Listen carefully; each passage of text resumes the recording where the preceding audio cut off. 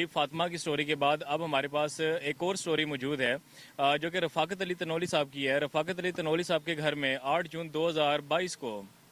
ایک ماتم بچھ گیا، کیوں کہ جب ان کی اولاد ان سے چھین لی گئی، ان کا بیٹا ان سے چھین لیا گیا، اور اس کی ایک ہی وجہ تھی، اور وہ تھی کہ جو ایک جسٹس ہیں جناب، ایک جج ہیں۔ ایک دفعہ پھر ایک جج کی سٹوری ہم آپ کے سامنے لے کے آئے۔ اس سے پہلے ہم نے جو سٹوریز کی ہیں وہ بھی آپ نے دیکھی ہیں۔ ایک دفعہ پھر کیا جوڈیشری ہماری اتنی اسٹرانگ ہو گئی ہے کہ وہ سوال یہ پیدا ہوتا ہے کہ کیا وہ اتنی اسٹرانگ ہو گئی ہے کہ وہ کسی کو مار دے گی اور اس کے بعد اس کا پوچھنے والا کوئی نہیں ہوگا۔ جانتے تنولی صاحب سے کہ آیا ہوا کیا تھا، واقعہ پیش آیا کیا تھا؟ جی 8 جون 2022 رات 1 سے 2 بجے کے درمیان پاکستان کے دارالحکومت اسلام آباد میں میرا بیٹا اور اس کا دوست، میرا بیٹا شکیل احمد اور اس کا دوست روڈ کی سائڈ پہ پیدل جا رہے تھے۔ سوان سٹاپ پہ پیدل جا رہے تھے۔ ایک پیچھے سے آنے والی گاڑی نمبر LEJ 17666 نے ان کو ٹکر ماری اور دونوں موقع پر شہید ہو گئے۔ یہ آپ نے جو گاڑی کا نمبر بتایا یہ کس کے نام پہ آپ کو کچھ بتایا گیا؟ یہ پولیس رپورٹ کے مطابق جو ہے نا، جب ہم دوسرے دن تھانے آئے ہیں تو SHO حیدر علی صاحب سے ہماری ملاقات ہوئی ہے، تو SHO حیدر علی صاحب نے ہمیں پہلے ہی الفاظ میں کہا کہ یہ سرکاری گاڑی ہے، ہائی کورٹ کے جج جسٹس ملک شہزاد احمد خان کی گاڑی ہے اور اس کو اس کی بیٹی ڈرائیو کر رہی تھی۔ اچھا، آپ نے بتایا کہ ہائی کورٹ کے جج کی گاڑی تھی، تو کیا پولیس اسی ٹائم FIR پولیس نے کر لی، یا پولیس جو اپنے حربے استعمال کرتی ہے لیٹ کرنے کے لیے، کوئی بھی جب بڑا آدمی آ جائے یا کوئی ایسا طاقتور بندہ آ جائے جس کے آگے وہ لیٹ جائیں، ان کے لیے یہی بات کی جاتی ہے، تو کیا وہ لیٹ گئی یا انہوں نے FIR کروا دی تھی؟ نہیں سر، لیٹ گئی تھی، وہ اپنے حربے استعمال کر رہے تھے، ایک روزنامچہ کیا ہوا تھا چھوٹا سا، اور جب ہم دوسرے دن تھانے آئے تو تھانے میں ہم جیسے ہی پہنچے SHO صاحب سے ہماری ملاقات ہوئی، ہم وہاں بیٹھے ہی تھے، ٹھیک 20 منٹ کے بعد وہاں جسٹس صاحب کے بیٹے ملک وجاہت علی خان، عدیل اشفاق، محمد عرفان، حفیظ الرحمان، یہ ان کے کچھ ایک بیٹا ہے اور باقی ان کے کوئی PA ملازم وغیرہ ہیں، یہ لوگ تشریف لائے۔ ان لوگوں نے کہا کہ یہ ہمارے گھر کی بندی سے، ہمارے گھر کی عورت سے ہوا ہے، ہم اس کو جو ہے نا سیٹل کرتے ہیں۔ تو ہم نے بھی کہا اگر ایکسیڈنٹ ہے تو ہمیں CCTV ویڈیو دکھائی جائے۔ تو آپ کو انہوں نے فوٹیجز دکھائی؟ جب یہ بات ہوئی ہے نا تو فوٹوز نہیں دکھائی ہیں، اس میں جو ہے نا ہمارے ساتھ وہ کر گئے ہیں، اپنا منصب کا استعمال کر گئے ہیں۔ لیکن جب تیسرے دن یہ ہمارے گھر گئے ہیں تو ان کے ساتھ جو ہے نا یہاں اسلام آباد کا پروٹوکول بھی تھا پولیس کا، اور مانسہرہ DPO صاحب سے انہوں نے پروٹوکول لیا، مانسہرہ تھانہ کی پولیس ود SHO جج صاحب آپ کے گھر گئے؟ جج صاحب کے بیٹے ملک وجاہت علی خان،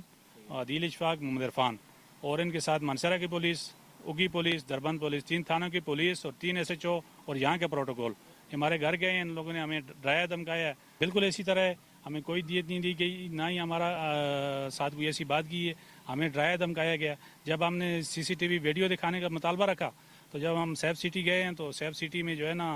ہماری وہاں ملاقات اشفاق نامی شخص سے ہوئی، تو اشفاق نامی شخص میرے ساتھ جو بندہ گیا ہوا تھا اس کو کہہ رہے تھے کہ وہ ویڈیو دکھائیں جو آپ نے سیو کروائی تھی۔ تو جب اس نے یہ بات کی تو میرے ساتھ جو بندہ ملک شہزاد کا جو بندہ گیا ہوا تھا اس کا رنگ سیاہ ہو گیا۔ جب مجھے ویڈیو دکھانے لگے ہیں تو اس میں جو ہے نا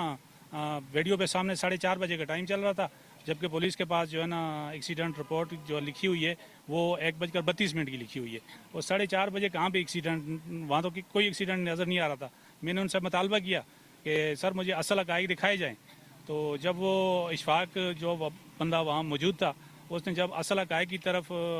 ویڈیو کا رخ کیا تو اس میں گاڑی سیدھی آ کے روڈ کے سائڈ پہ کھڑی ہوتی نظر آ رہی ہے اور ایکسیڈنٹ نظر نہیں آ رہا ہے، گاڑی صرف آ کے روڈ کے سائڈ پہ کھڑی ہوتی ہے، اور جیسے ہی گاڑی کا دروازہ کھلتا ہے تو میرے ساتھ جو جج ملک شہزاد کا بندہ جو گیا ہوا ہے اس نے ویڈیو بند کروا دی، جس پر ہماری تلخ کلامی ہوئی ہے، اور میں نے ان سے کہا کہ بھائی آپ لوگ یہ ایکسیڈنٹ نہیں ہے، آپ لوگوں نے میرے بچے کو قتل کیا۔ بالکل اسی طرح آج 14 ماہ گزر گئے ہیں، ہم بالکل سر اسی طرح ہے، لیکن 3 مہینے تو دور کی بات ہے، انہوں نے اسی ٹائم پہ جو ہے نا ہمارے سے سامنے اصل حقائق جو ہے نا وہاں پہ بند کروا دیے۔ وہ بند کروانے کے بعد ہی ہمیں ایسا محسوس ہوا کہ یہ ایکسیڈنٹ نہیں ہے۔ یہ SHO صاحب نے تو شروع میں FIR کی ہے، FIR کرنے کے بعد SHO حیدر علی کو ٹرانسفر کر دیا، اس کے بعد SHO عاصم صاحب آئے، وہ تقریباً 8-9 مہینے رہے، تو وہ جو ہے نا ہمیں بڑی میٹھی میٹھی باتیں کرتے تھے، یہ ہوگا وہ ہوگا، لیکن انہوں نے بھی کچھ نہیں کیا، اس کی طرف سے کوئی چالان پیش نہیں کیا گیا، نہ ہی وہ جو ہے نا جب بھی میں پولیس اسٹیشن کھنہ جاتا ہوں تو ابھی تو میں نے تھانے جانا ہی چھوڑ دیا اس وجہ سے کہ پولیس مجھے ڈرا دھمکا رہی ہے۔ میں کچھ مہینے پہلے جب پولیس اسٹیشن کھنہ گیا تو اس ٹائم پہ SHO ندیم صاحب تھے، ان سے میری ملاقات ہوئی تو میں نے انہوں نے کہا سر میں 580/22 FIR کا مدعی ہوں، تو جیسے ہی میں نے ان کو کہا تو انہوں نے کہا جی سیدھے ہو کے بیٹھیں، تو میں نے ان کو کہا سر میں کوئی مجرم تو نہیں ہوں، میں تو جی بالکل اسی طرح ہے، اور نہ ہی ہمیں یہی کہتے ہیں کہ آپ کا کیس زیر تفتیش ہے. آج 14 ماہ سے یہ کیس زیر تفتیش ہے. یہ کیسی تفتیش ہے؟ اور وہ بھی پاکستان کے دارالحکومت میں.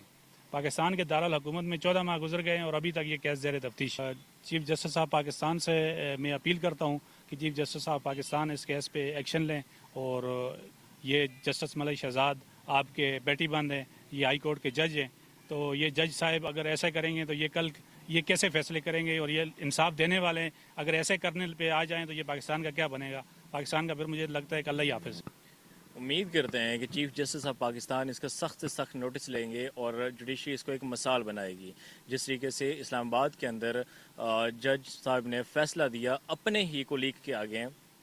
انہوں نے یہ اس بات سے انکاری کر دی کہ نہیں, جو فیصلہ, جو قانون, جو آئین کہتا ہے اس کے اوپر انہوں نے ان کی وائف کو جوڈیشل بھجوا دیا. تو ہم امید کریں گے اسی طریقے سے کہ ان کو بھی اسی طریقے سے انصاف دیا جائے گا, نہ کہ ان کے انصاف اور نہ کہ ان کے ساتھ کھلواڑ کیا جائے گا.